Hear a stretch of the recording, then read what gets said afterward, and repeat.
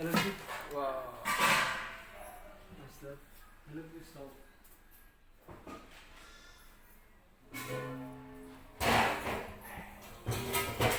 మొత్తం మళ్ళా సర్దు అలాగే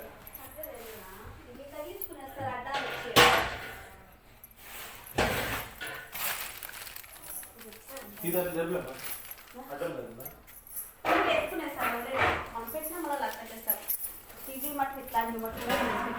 మీకు కింద ఏదన్నా అట్ట అట్ట కింద పట్టుకుంటే నెక్స్ట్ టైం గిరాలు పడదాం అంటే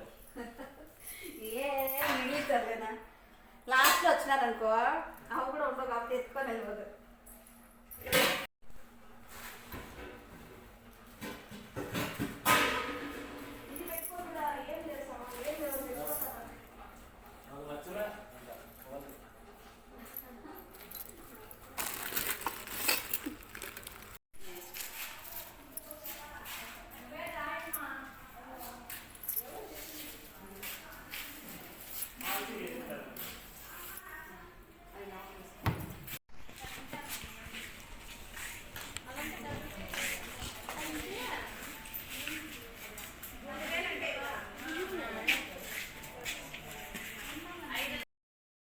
Hello guys, good morning. Alam nyo guys, pumunta kami doon guys sa sa kaibigan ko. Bumibinta siya ng mga yung mga steel at saka mga pot. Pumunta ako doon at saka nakapili ako. So ito ang napili ko. Ito nga pala guys ay kuan siya.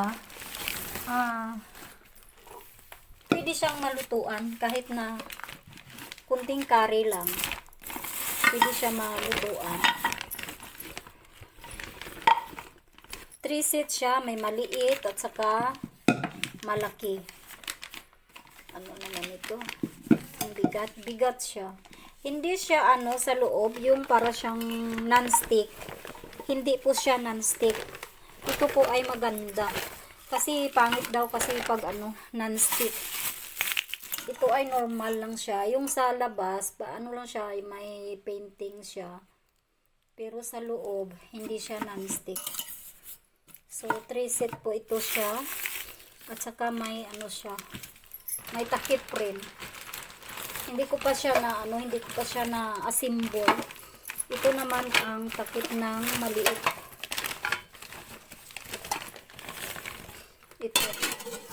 Ito po ang takip ng maliit. Ito ang handle niya. So, kailangan ko yan siya ilagay.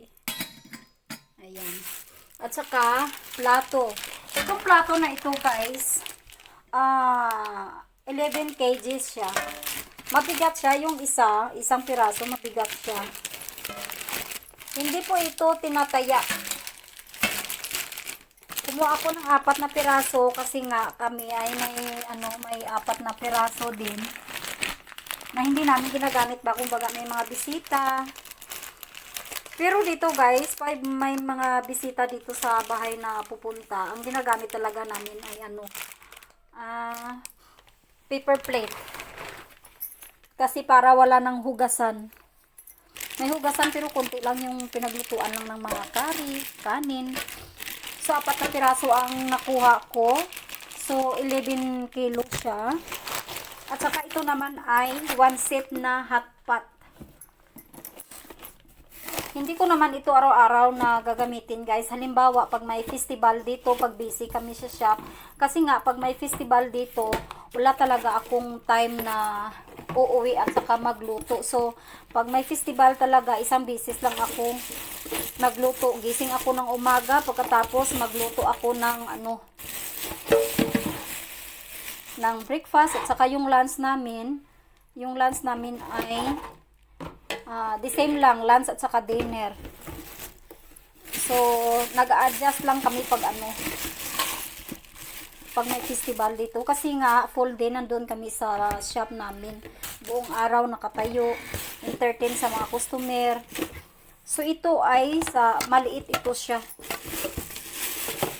So, 3 piraso po ito, guys. Ito po ay maliit. Ito ay maganda ito sa sa curry, sa curry box ba dadalhin sa sa shop.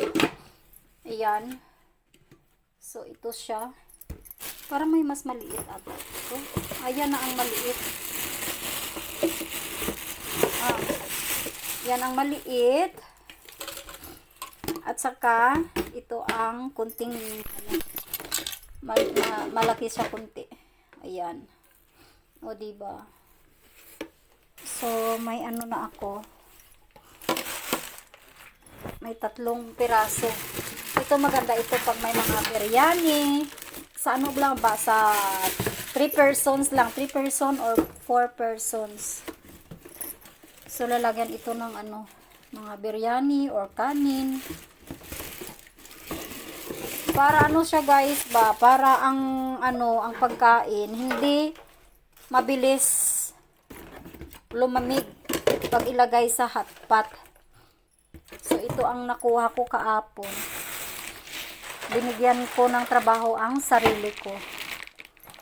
Ayan.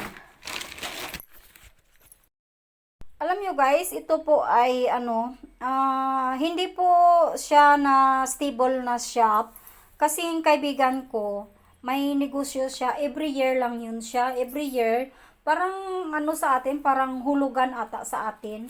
Parang hulugan sa atin na may card ka na buwan-buwan magbibigay ka ng halimbawa 200 or 400, tapos lista doon sa card mo. At saka pagdating ng 11 months, ayun na, ibibigay na niya ang mga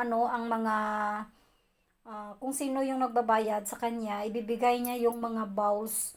So, kailangan po lahat ng mga steel na yan, ikilo yan. Except sa mga box-box na mga set, halimbawa yung hot pot, at saka yung bowl na lutuanan, o kumbaga ng ano ba, gamit sa pagluto, talagang i-kilo. Kung ilang kilo. At saka yung steel, talagang i-kilo siya. At saka mga steel dito guys, sa India, hindi siya po na tumataya. Kasi sa atin, tinataya eh. Yung 555 ata, dyan tinataya. Pero dito, hindi po tinataya. At saka isang piraso lang na, na plato, mabigat. At saka isang baso, mabigat dito. Pag pag hindi siya mabigat, local lang yun siya, low quality lang siya. So, katulad nito guys, yung pinaglulutuanan ko ng kanin ko, ito po ay kinikilo talaga ito siya. Mabigat ito siya, so maganda ang quality niya. Pag hindi kasi siya mabigat, magaan lang siya. Madali siyang masira, kung baga. At saka ito, yung na milk yung ginagamit ko, ito po ay kinikilo din siya, at saka mga ganito. Pero ito parang hindi siya good quality kasi hindi siya mabigat. May mga items talaga na pag mabigat, maganda ang quality niya. Ayun nga guys, kasi nga ang negosyo ng kaibigan namin dito, hulog-hulugan siya buwan-buwan ba. Bigay ka ng mga kung isang person lang, kumbaga anong tawag dito sa kanila? Cheat ang tawag dito sa kanila. Pag isang card lang, 100, pag dalawa ang kukunin mo, 400 siya. Pagkatapos, mo siya, 400 or 200, i-times mo siya sa 11 months. So, kung magkano lang yung pera mo doon na naipon sa kanya, yun lang ang bowls na makukuha mo. Kailangan ikilo talaga. Depende sa pera mo kung magkano ang pera mo doon. At saka, hindi lang bowls ang mga steel ang binibigay. May rin sila kasi parating na ang Diwali. May paputok, kumbaga, may sila ba, may gift box sila na paputok na pangbata na mix siya.